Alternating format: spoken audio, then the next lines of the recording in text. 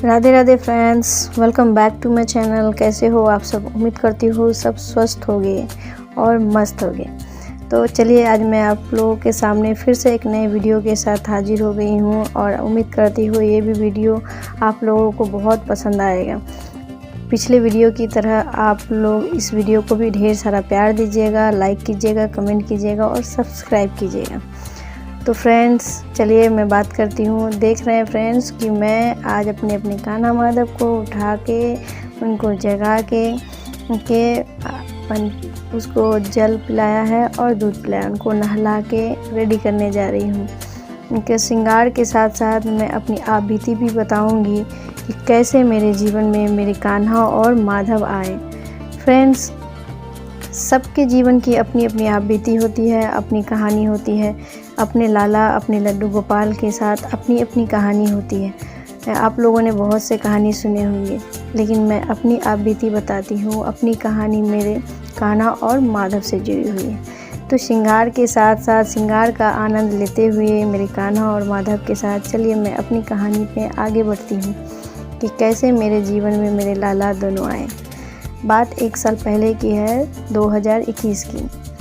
कुछ साल पहले मेरी सासू माँ एक्सपायर हो गई थी, तो मैं बहुत ही अकेला महसूस कर रही थी। तो अचानक क्या हुआ कि एक दिन मेरे मन में ख्याल आया कि मेरी सासू माँ तो बहुत सत्संग देखती थी, क्यों ना मैं भी अनिरुद्धाचार्य जी महाराज के सत्संग को देखूं। वैसे मैं पहले नहीं देखती थी ज़्यादा, मेरी कोई रुचि नहीं होती थी फ्रेंड्स। मैं क्या बोलूँ, झूठ तो मैं नहीं बोलूँगी। तो फिर मैंने वो सत्संग देखा, 2-4 दिन देखा। फिर मैंने उसमें एक लड्डू गोपाल जी को देखा। सच पूछूं तो मैं एक बात बताती हूँ सच पे अपने दिल पे हाथ रख के, कि मुझे मान के चलिए 29 ईयर्स ओल्ड की तब थी, अभी तो 30 की लगभग हूँ। तो उस वक्त मुझे पता भी नहीं था 29 साल तक कि लड्डू गोपाल जी क्या होते हैं, किस चिड़िया का नाम लड्डू गोपाल जी है, उनकी सेवा कैसी होती है, उनकी पूजा कैसी होती है, उनको घर पे कैसे लाते हैं। मुझे कुछ भी नहीं पता था, मान के चलिए मुझे ज़ीरो नॉलेज था, ज़ीरो। तो फिर जब मेरे मन में भाव आया कि मैं भी लड्डू गोपाल जी को लाऊंगी, तो मैंने ये अपने मन की बात सबसे पहले अपनी छोटी भाभी चांदनी को बताया। तो उसने कहा तुम तो नॉनवेज खाती हो, तो तुम लड्डू गोपाल जी की सेवा कैसे कर सकती हो, तुम नहीं कर पाओगी, और उनकी सेवा पूजा बहुत ज़्यादा कठिन है।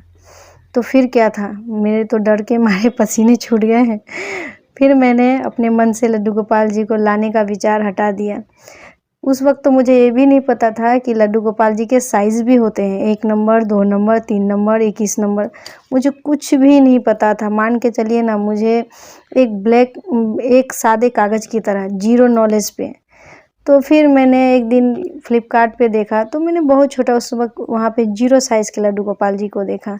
बात यह है जन्माष्टमी के 1 महीने पहले की। हालांकि मेरी भाभी ने तो मेरे मन में डर पैदा कर दिया था, तो फिर भी मैं अपने मन में हिम्मत जुटा के अपने फ्रेंड से, प्रीति से ये बात शेयर की, प्रीति मुझे ना लड्डू गोपाल जी को लाने का बहुत मन करता है, मैं उसकी सेवा करना चाहती हूँ। उसने भी यही बात बोला कि तुम तो नॉनवेज खाती हो, मांस खाती हो, मछली खाती हो, अंडा खाती हो, तुम मीट मछली के बगैर एक दिन भी नहीं रह सकती, तुम मांसाहार करती हो, तो ऐसे में तुम बाल गोपाल की सेवा कैसे करोगी? उनकी सेवा बहुत ज़्यादा कठिन है, उनको सिलाना पड़ता है, जगाना पड़ता है, 2-3 टाइम 4 टाइम भोग लगाना पड़ता है, कर पाओगी? फिर वो कहते हैं ना, दिल के अरमां आंसुओं में बह गए। मेरा तो डर से बुरा हाल ही हो गया। जन्माष्टमी को लगभग 1 महीना नहीं, 15 दिन बचे थे, और मैंने प्रीति से फिर से कहा, कुछ दिन जैसे जन्माष्टमी का 1 दिन बाकी था, तब मैंने जब प्रीति से कहा, प्रीति प्लीज़ यार मेरा बहुत मन है और मेरा तबीयत बहुत ज़्यादा ख़राब है, ऐसा करो ना तुम मेरे लड्डू गोपाल जी ला दो। मेरे बहुत ज़्यादा इंसिस्ट करने पर वो बाज़ार भी गई और मेरे को वीडियो कॉल पे लड्डू गोपाल जी दिखाई। तो मैंने कहा मुझे यही वाला लड्डू गोपाल जी चाहिए, जिससे मैं डेली स्नान कर पाऊँ, नहला पाऊँ। तो वो कहती है नहीं दीदी, मैं ये वाला आपको नहीं दूंगी, अगर मैं ये वाला दूंगी तो हो सकता है आप पूजा ना कर पाए, उसकी सेवा ना कर पाए, तो उसका पाप मुझे ही लगेगा। अब बात को समझिए, मैं आपको कैसे समझाऊँ। जब उसने ऐसे मना किया तो मेरा तो दिल ही टूट गया, मैं आपको क्या बताऊँ। मुझे तो रोना ही आ गया था उस वक्त। फिर मैंने अपने बच्चों से कहा कि दीदी ने मना कर दिया, मौसी मना कर दी, तो अब क्या करोगे? तो उसने बोला चलिए मम्मी हम लोग खुद ही लेके आते हैं, अपना लड्डू गोपाल जी को खुद जाएंगे और लेके आएंगे बाज़ार से, ठीक है। तो मेरा तबीयत बहुत ज़्यादा ख़राब था और बीपी भी लो था, तो फिर मेरी चलने की उतनी शक्ति भी नहीं थी, ताकत भी नहीं था बॉडी में कि क्या करूँ, ज़रा सा भी जान नहीं था।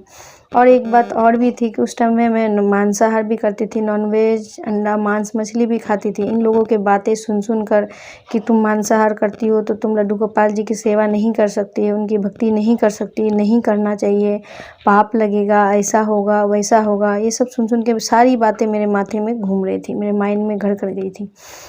फिर भी इन सब को नज़रअंदाज करते हुए मेरी बेटी पूरा रोने लगी, चलिए ना मम्मी लड्डू गोपाल जी को लेके आते हैं, चलिए ना मम्मी लड्डू गोपाल जी को लेके आते हैं।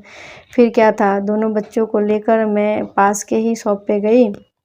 वहाँ कहा भैया जी मुझे ना लड्डू गोपाल चाहिए, तो उसने कहा हाँ हाँ है मेरे पास। देखिए उस समय मुझे पता नहीं था कि साइज़ क्या होता है, कितने नंबर के लेने चाहिए, नहीं लेने चाहिए, ये सब मुझे कुछ पता भी नहीं था। जिन भैया से मैंने ये लड्डू गोपाल जी मेरे कान्हा को जहाँ से मैंने लाया है, तो वहाँ पे वो अवेलेबल था भी नहीं, ओनली 0 साइज़ के 3 लड्डू गोपाल जी थे, यानी ब्रह्मा जी, विष्णु जी और महेश जी। मान के चलिए मुझे तीनों के ही दर्शन मिले।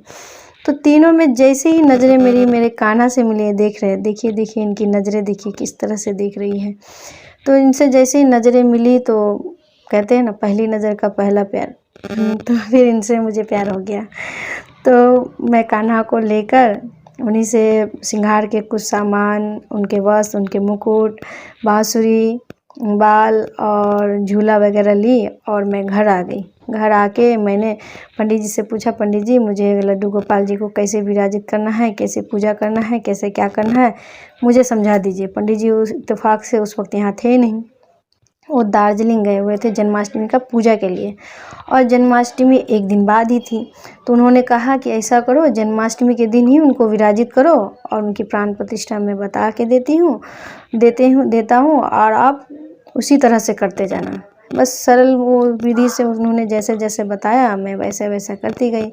मैं आपको क्या बताऊँ लड्डू गोपाल जी के बारे में, मेरे कान्हा का देखिए, उनकी नज़रें, दोनों आँखें, उनकी आँखें मेरी आँखों से क्या मिली, उनका कृपा क्या मिला, उनके चरणों में मुझे स्थान क्या मिला, मैं तो धन्य हो गई।